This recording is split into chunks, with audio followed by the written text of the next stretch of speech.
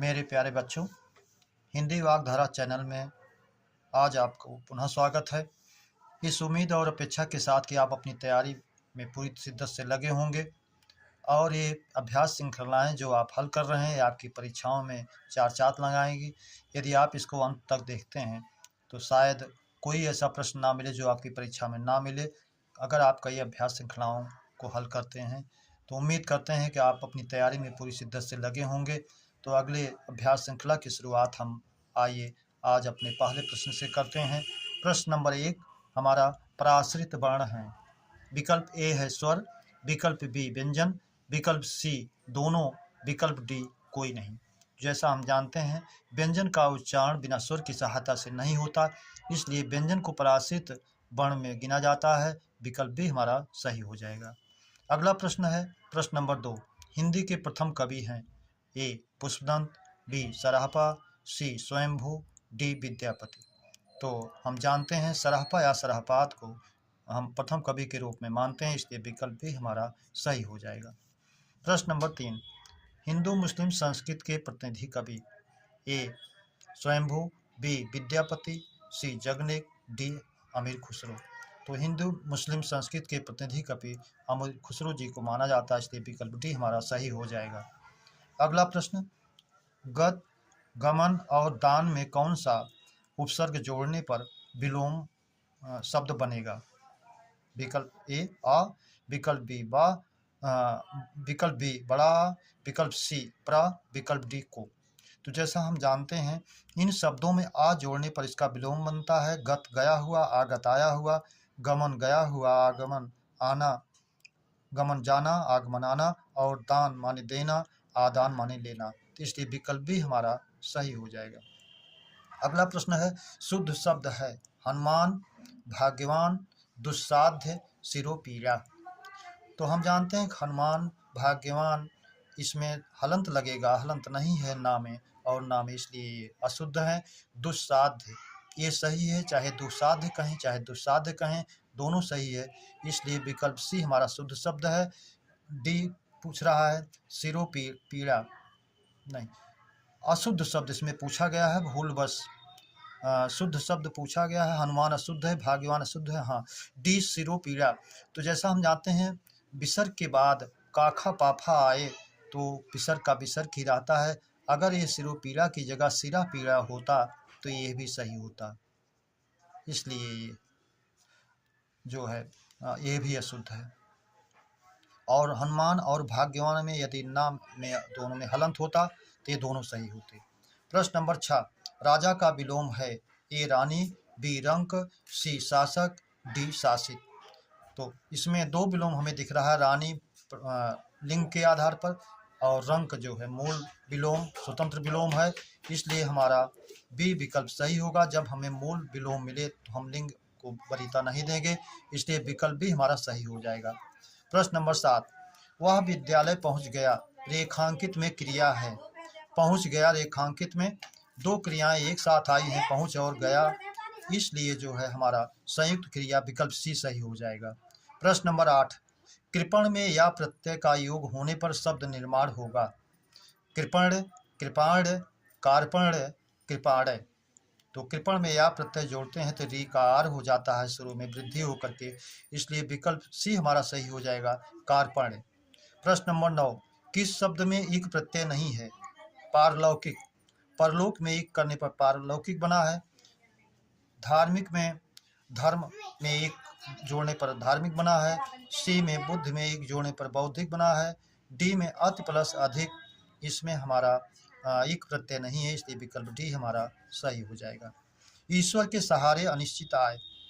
वाक्यांश के लिए एक शब्द, सवृत्ति रोजगार युक्त, आवृत्ति रोजगार विहीन, सुवृत्ति सुंदर रोजगार नहीं है। डी आकाश वृत्ति, ईश्वर के सहारे अनिश्चित आय, डी सही हो जाएगा। प्रश्न नंबर 11, भर पेट में समास है। ए कर्मधारय, बी तत्पुरुष, सी अव्ययी भाव, डी द्वंद्व।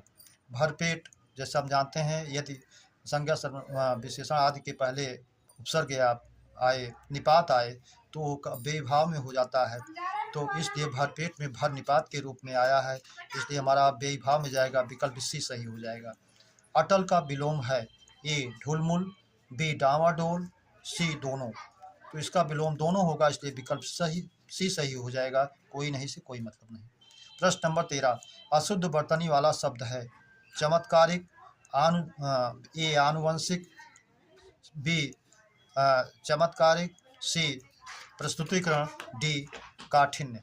तो अब इसमें अशुद्ध शब्द हमारा चमत्कार में एक लगा है, इसको चमत्कारिक होना चाहिए, इसलिए विकल्प भी हमारा अशुद्ध है।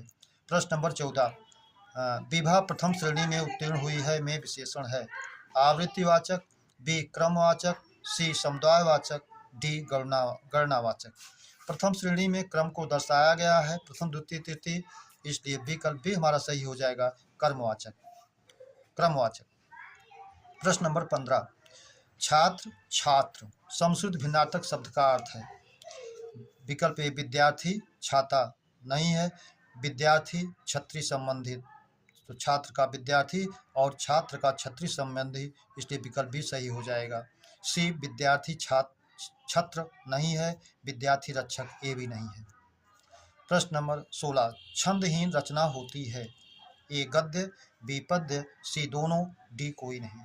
तो छंद विहीन रचना गद्य होती है, इसलिए विकल्प ए हमारा सही हो जाएगा। प्रश्न नंबर 17, यह घर मेरा है, इस वाक्य में सर्वनाम है। अब यहाँ सर्वनाम यह घर की विशेषता बता रहा है, इसलिए जो है इसमें पूछ रहा है, सार्वनामिक विशेषण पूछता तो सार्वनामिक विशेषण होता, और सर्वनाम पूछ रहा है तो ये निश्चितता की ओर दर्शा रहा है। यह घर मेरा निश्चयवाचक होगा, बी अनिश्चयवाचक, सी पुरुषवाचक, डी प्रश्नवाचक। क्योंकि ये निश्चित इशारा कर रहा है निश्चय होने का, इसलिए विकल्प ए निश्चयवाचक सही हो जाएगा। प्रश्न नंबर 18, जो कूदता उछलता चलता हो, वाक्यांश के लिए एक शब्द। कूदक नहीं, धावक दौड़ने वाला नहीं, प्लवंग उछलता कूदता जो चलता है, वो बंदर भी होता है और मेढक भी होता है, इसलिए विकल्प सी हमारा सही हो जाएगा, डी कोई नहीं से कोई मतलब नहीं। प्रश्न नंबर 19, हिंदी खड़ी बोली का प्रथम महाकाव्य। ए प्रिप्रवास, बी पृथ्वीराज रासो, सी कामायनी, डी तीनों।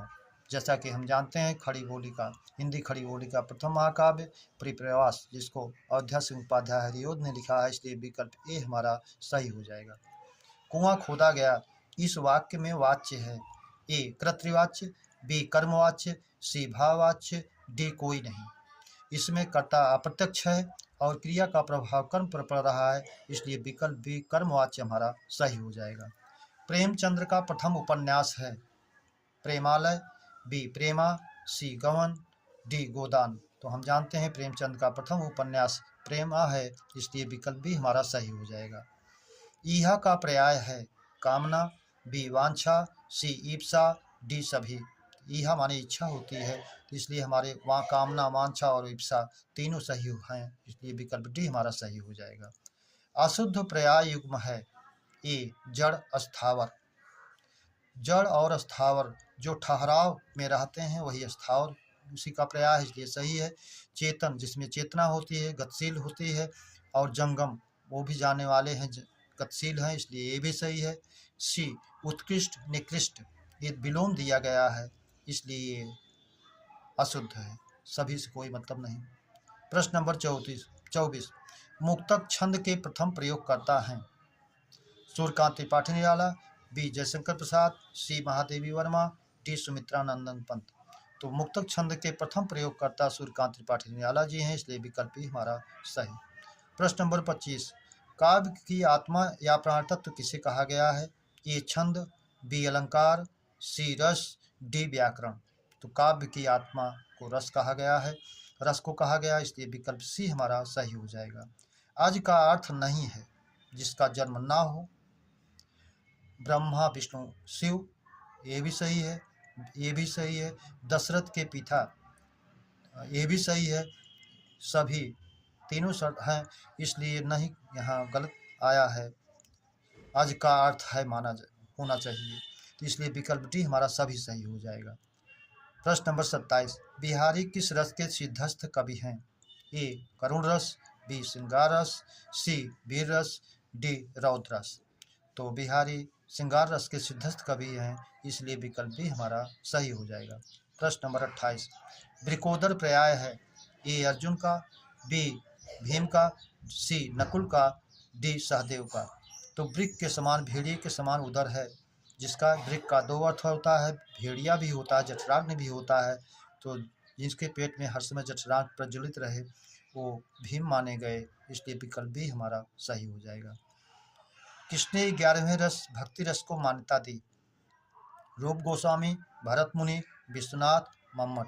भरत मुनि ने 8 मान्यता दी, विश्वनाथ ने 10 कहा और मम्मट ने 9 कहा, रूप गोस्वामी ने 11 कहा, इसलिए विकल्प ए हमारा सही हो जाएगा। प्रश्न नंबर 30, अशुद्ध वर्तनी का शब्द है दिवारात्र, यथेष्ट। दिवारात्र सही है, यथेष्ट सही है। जागृत या जागरित ये भी सही है।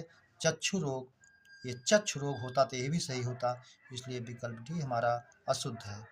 इस तरह मेरे प्यारे बच्चों 30 प्रश्नों के अभ्यास श्रृंखला को हम लोगों ने हल किया, और आपको बेहतर लगा हो तो आपसे यही उम्मीद और अपेक्षा है, सब्सक्राइब, लाइक और शेयर अवश्य करें। अगले प्रकरण के मिलने तक आप सभी को हृदय से धन्यवाद। जय हिंद, जय भारत।